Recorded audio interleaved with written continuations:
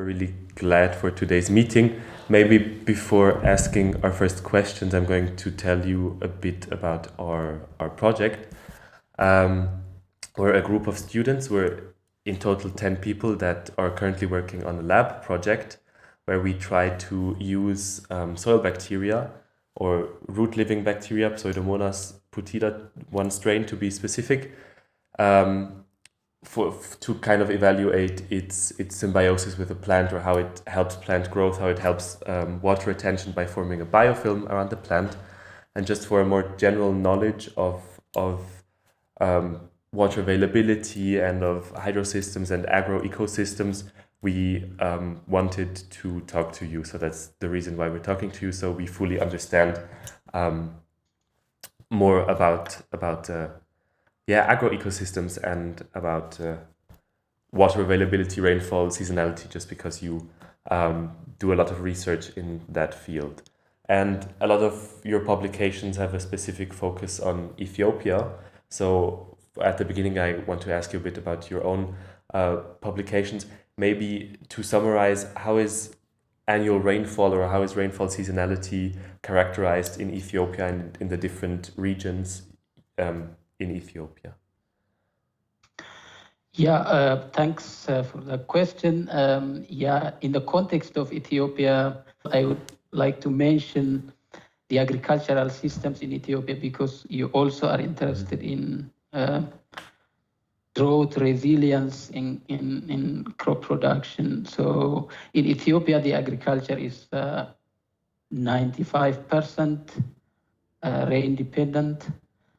Roughly over 80% of the population is also reliant on the agricultural production. I mean crop production specifically. So the rainfall distribution in the country, it ranges from one seasonal, we call it unimodal, where we have one season rainfall, mainly in May to September, largely.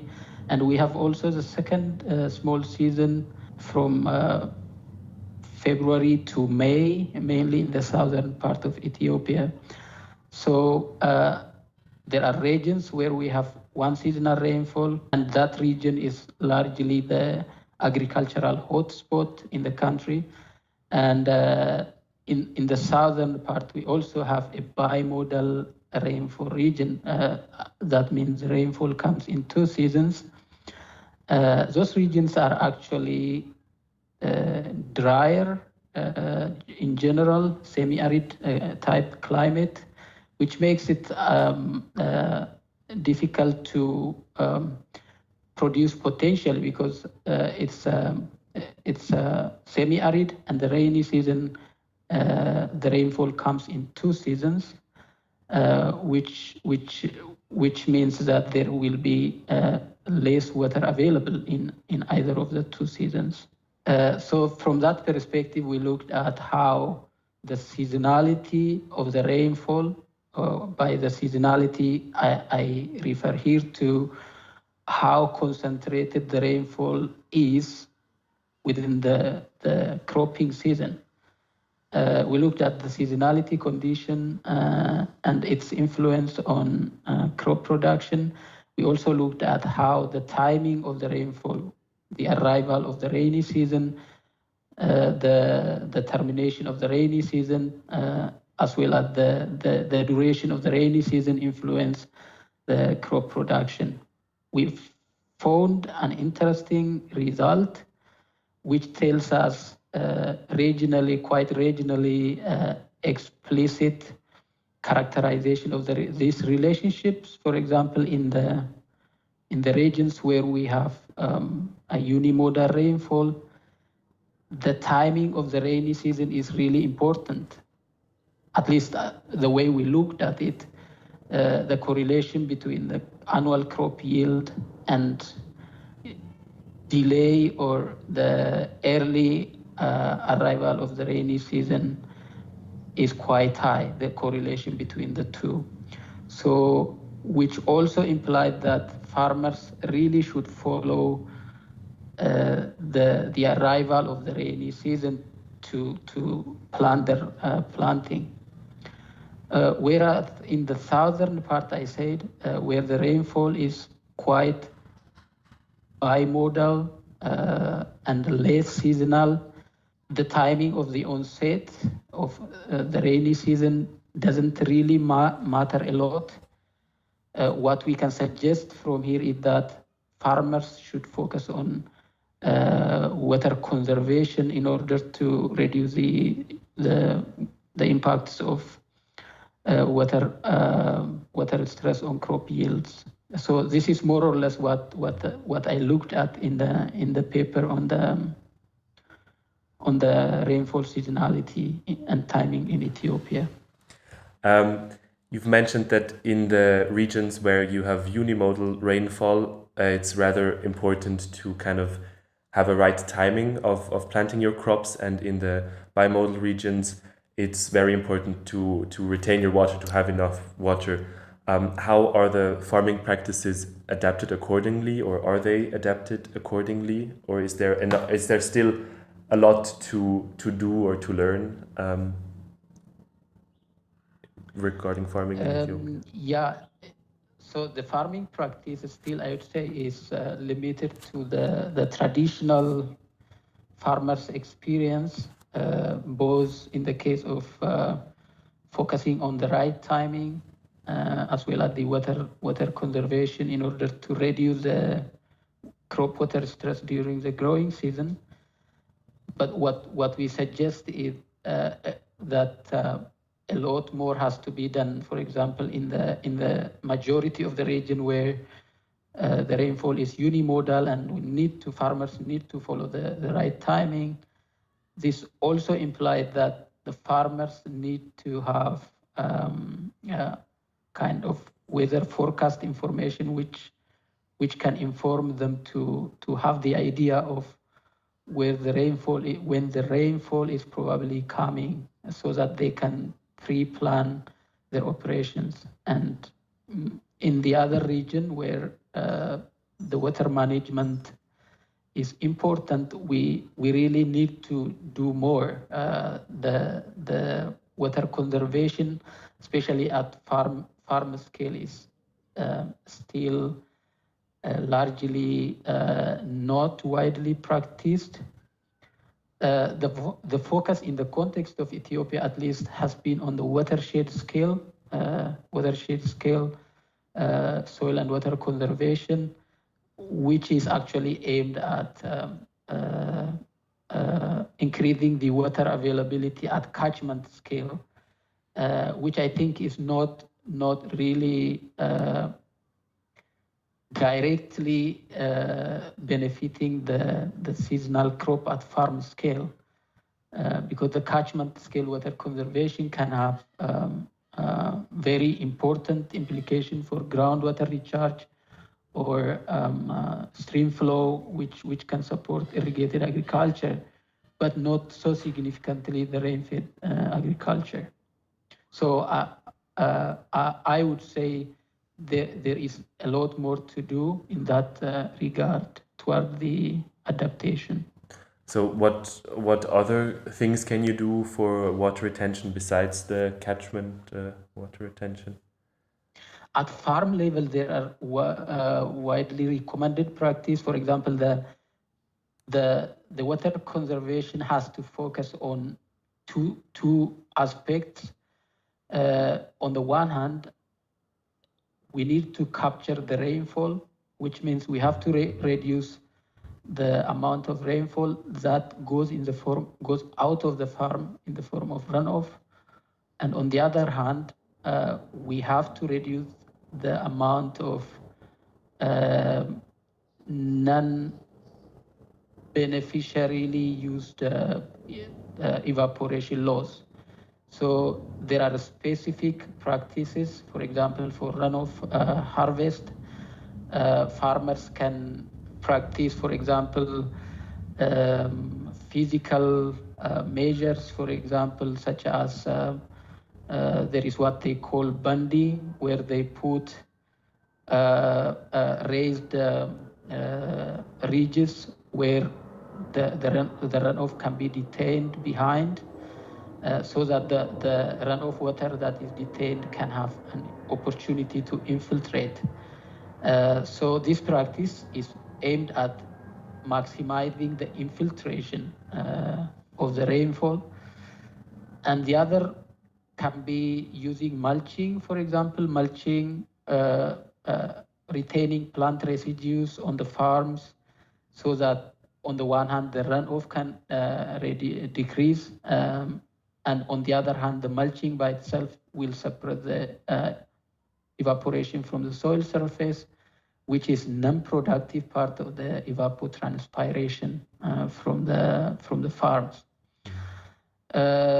So if we think of maybe a little bit at the larger scale, for example, at landscape scale, there should be things like wind breaks where we separate the wind speed that facilitates evapotranspiration. Yeah, so those kinds of practices should be in place, aiming the two main aspects, suppressing the non-productive evaporative loss from the soil surface and increasing the amount of rainfall that is infiltrated into the soil. So in the end, we will make sure that sufficient amount of water is retained in the soil, and then the water is productive in a way that the largest portion of the available water goes into transpiration, which is a useful part of the water flux into the atmosphere from the agricultural landscapes. Now, for better water retention in the soils, do you know if there are any microbes used, or is it just based on what is already there by nature, or are there maybe any products that use microbes used in Ethiopia, or maybe you can also answer on a more global scale? Yeah, in the context of Ethiopia, there are no microbes used for that purpose. But from the general practice, what we see nowadays that farmers are advised to do is to incorporate as much organic matter as possible into the soil, which facilitates the functioning of the soil microbes to incorporate the organic matter into the soil, which on the one hand can improve the soil structure, which in turn again positively influence the water infiltration into the soil, the water storage capacity of the soil, and also the accessibility of the water that is stored to the plant roots. So it's quite very not really the application of the microbes yet, but farmers are advised to incorporate as much as soil organic matter so that those multiple benefits can be attained in the soil root zone.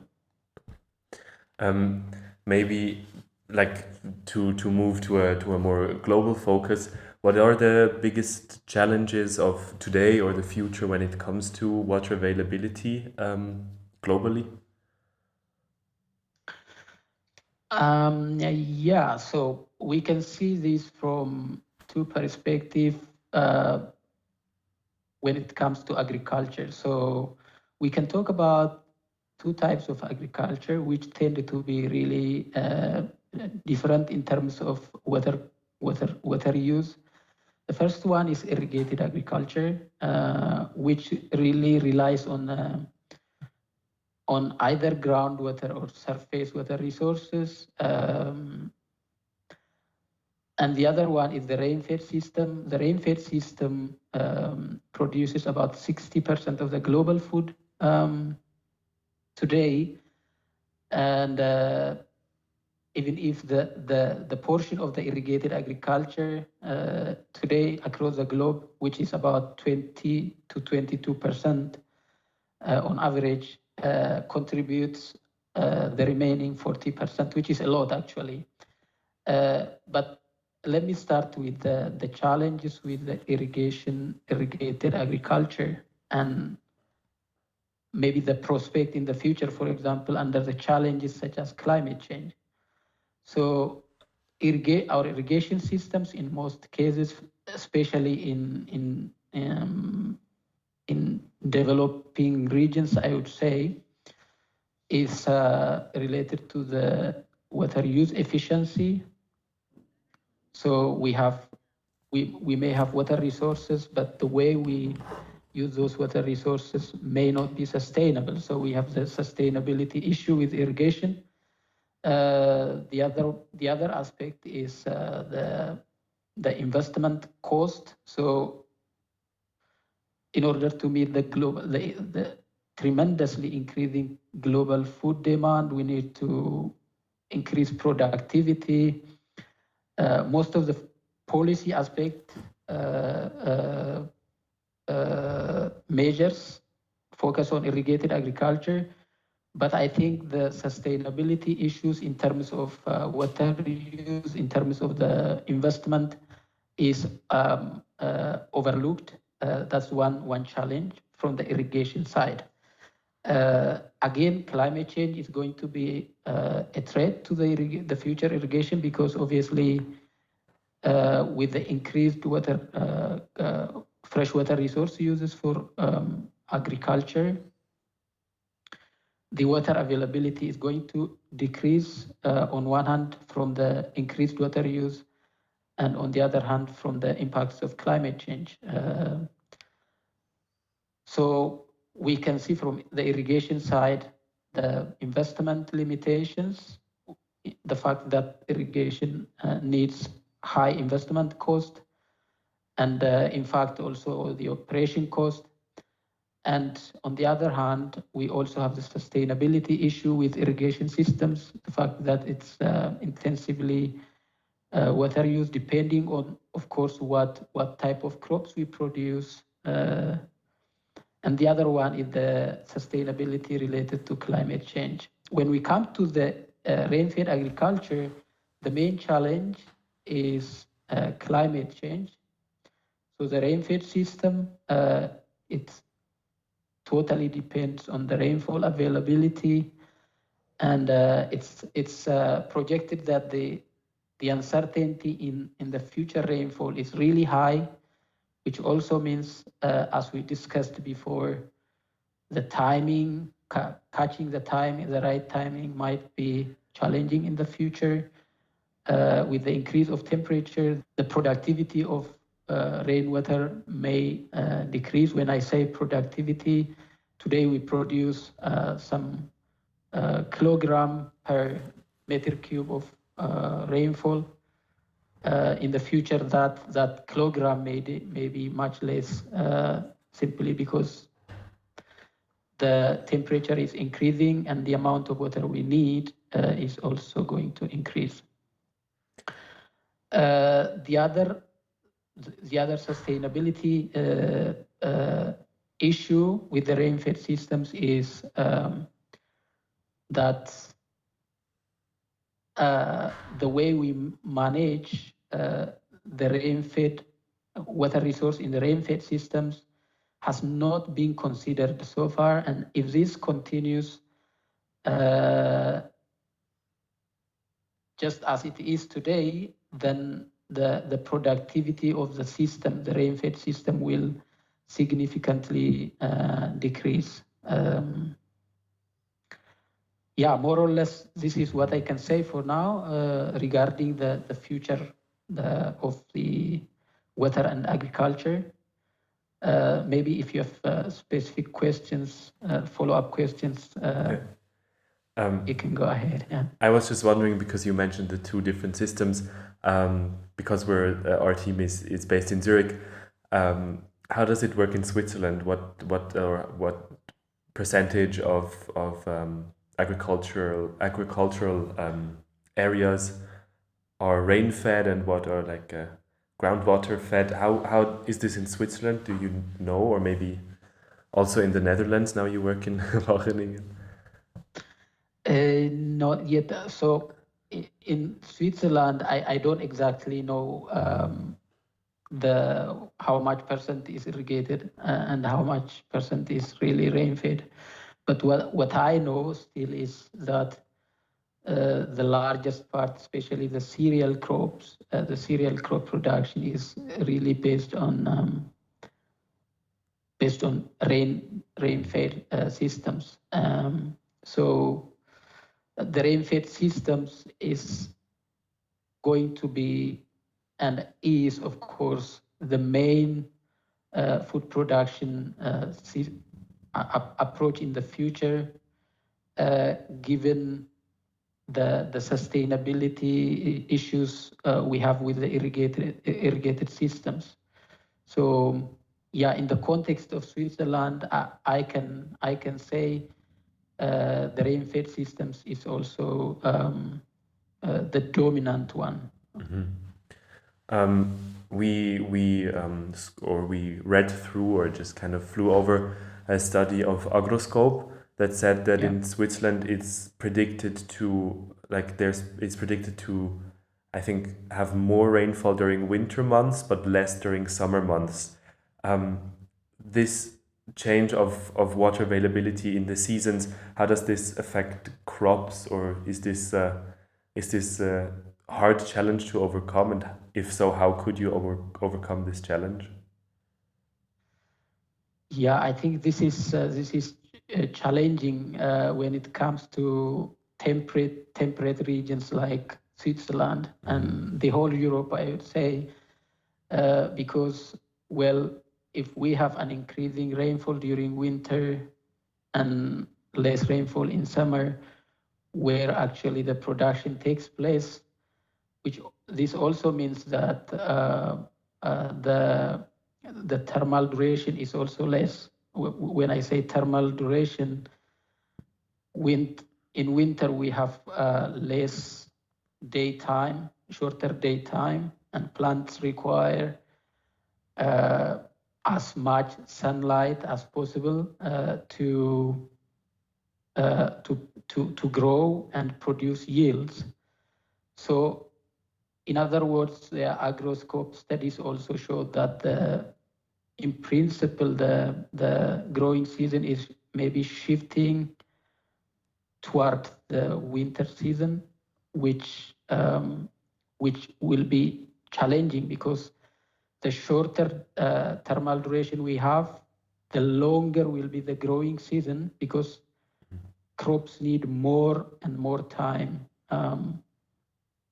to produce yield or to complete their growth cycles. So that will be challenging. The other challenge can be, the winter time in the temperate zone is also colder for crops. And also that also means that the likelihood of shifting the growing season to the winter season is very less, because the fact that it is colder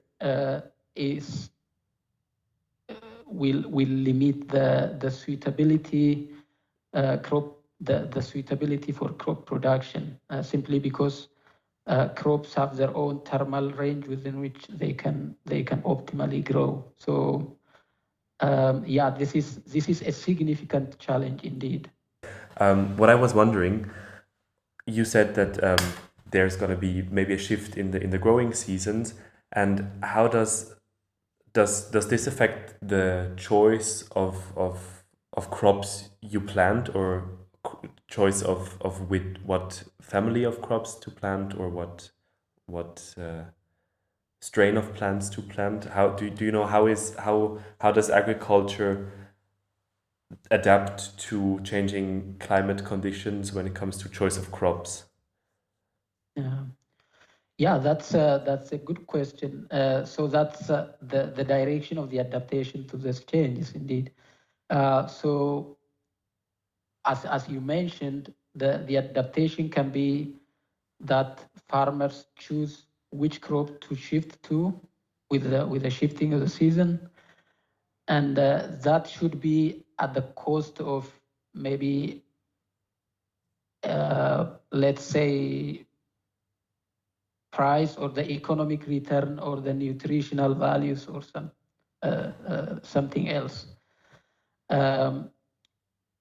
But the very feasible adaptation approach should be adapting the varieties we have to the changing conditions, which involves maybe plant breeding to modify their genetic arrangement such that they can withstand lower temperature, for example, in the context of Switzerland. If the seasons if the season has to be shifted toward the colder season, or even when we talk about water availability, a lot has been done. I think towards drought resilient varieties and so on. So those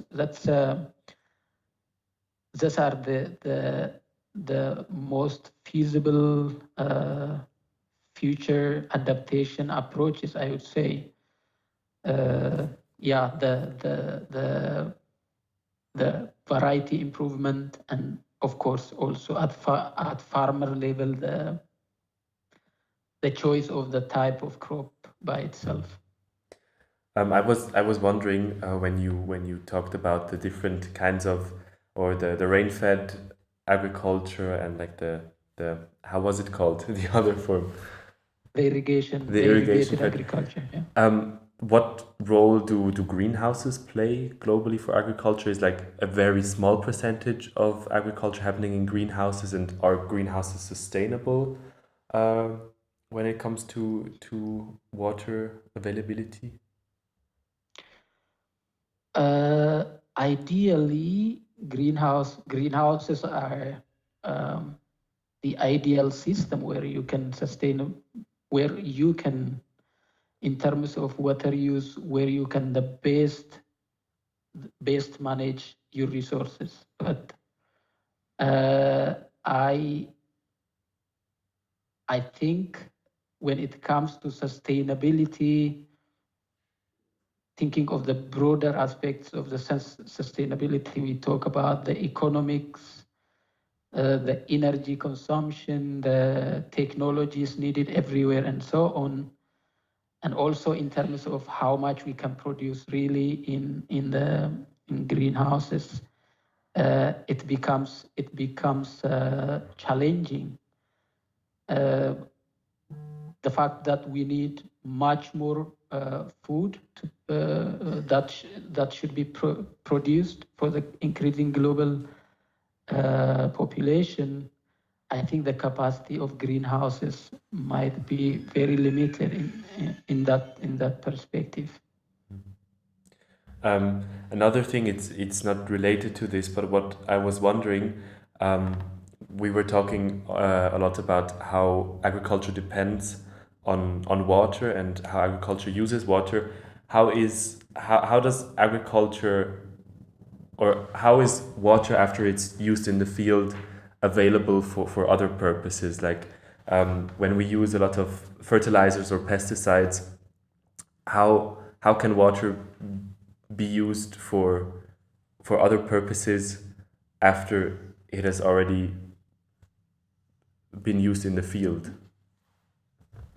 If it is the water that flows out of the agricultural landscapes where we have pesticides, herbicides, a lot of pollutions in it, we might need, ideally, we might need some sort of treatment systems, be it maybe sophisticated technologies or maybe bio-based biological approaches where we can use some vegetation buffer that can take up or absorb the pollutants out of the water resources. So such systems must be so the water that comes out of the agricultural landscapes must be in principle treated, and their quality should be verified with the standard quality standard for the benefit that it's aimed for the end benefit for which the water is aimed for. So in this regard, there are experimental scale or research scale activities that's done. I know, for example, in Switzerland, EAVAC, they do a lot of things in water treatment technologies. They really do very high level water treatment with the output gray water with very high quality, for example, for applications for agriculture. I think it's not being used for agricultural production, but the treatment is being done. So those kinds of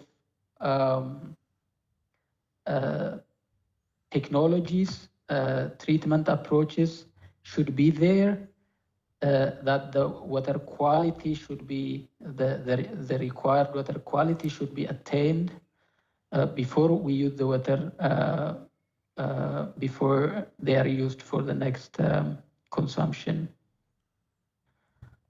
All right.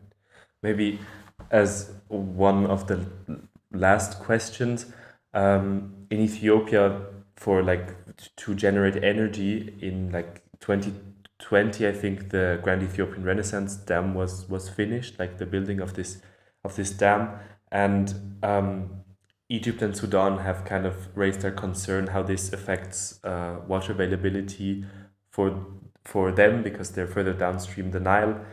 I wanted to ask you, in the future and with the challenges that climate change brings, what is your opinion? What do you think? How is water going to be a source of conflict, or is water going to be a source of conflict way more often globally? And I can speak on a very general, not specifically on the Nile. So water can be the fact that water demand in the future will increase for at least two reasons. One, increase in population, increase in food demand, the need for increasing irrigated agriculture, and the other aspect due to climate change, which also largely contributes to the different types of water uses in the future, including irrigation water use, maybe household water use, and so on, for different purpose. And if industrialization continues, industrial water use will also increase. So there will be water conflict, but what is important is at the same time we have also efforts from the scientific community that there should be a mechanism to share resources in a very justifiable way before we go into conflict. Really, there should be a mechanism. There are proposed mechanisms where all the stakeholders, we are talking about maybe transnational, international, or transboundary water systems.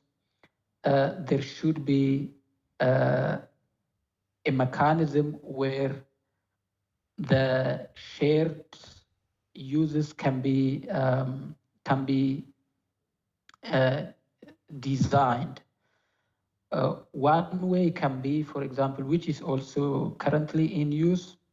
We know it. This is not really highly acknowledged for the decision makers let me say, the high government levels which are responsible for those decisions.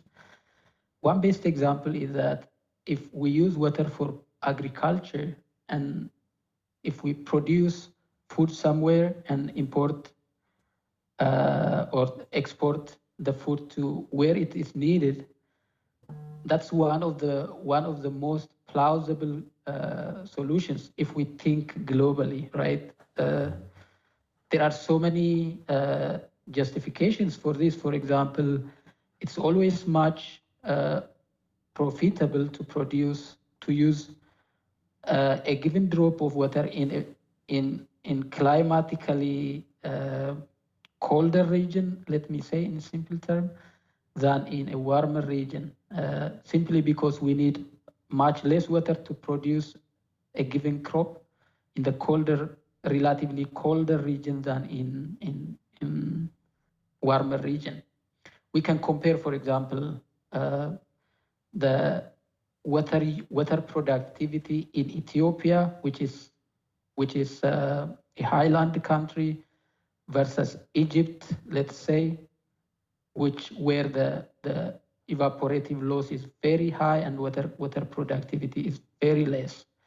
So, I mean, from theoretically, there is no problem of producing more food with less water in Ethiopia and exporting to Egypt or anywhere where the water productivity is less. If we have open discussion, if we have very justified debates and consensus on how we manage those transboundary resources. Nice. We also wrote down as one of the closing questions, with like the challenges in the future. Is there anything that agricultural practices in Switzerland can learn, or agriculture in Switzerland can learn from Ethiopian agricultural practices and vice versa? Yeah, these are two extreme agricultural practices. In Ethiopia, we have very small scale agriculture, very old technology, which is we have less mechanized, almost not mechanized agriculture, which is rain dependent. And of course, in Switzerland as well, rain dependent, but with very sophisticated technologies, not really small scale as in Ethiopia, very large scale. Few farmers have very large hectares of land to operate on with machines, with efficient production, with high productivity, high yield. When it comes to Ethiopia, very, very low yield. So I think there are obviously there are so many things, so many technologies that we can learn from Switzerland, from developed agricultural technologies that can be maybe adapted to the context of Ethiopia to increase food production in Ethiopia. The other way around, maybe the crop variety that can be produced in Switzerland can be increased, so that the food systems can also be improved. The more options we have in the food systems, I think the more resilient we will be for the future global changes that are becoming more and more challenging. All right. So I think with my questions I'm done. Is there anything you would want to add? Something I said but wanted to stress is that if we talk when we talk about food production, we have to talk really about rainfed agriculture more than we are talking right now as a globe, because it's really underestimated, given the fact that irrigation is more profitable because it can produce a much larger yield than the rain-fed system. It's not simply because irrigation is much more productive. I think it's because the rain-fed system has not, we haven't invested in the rain-fed system, and that's why the yield in the rain-fed system is much less, and people tend to focus on irrigated agriculture, both from policy sides, both from policy and investment sides. So we need to focus on rain-fed agriculture because cost-wise it's much more effective. Benefit-wise, we have to work on it to increase the benefit. Yeah, that's what I wanted to say. Just to stress, I have said it before.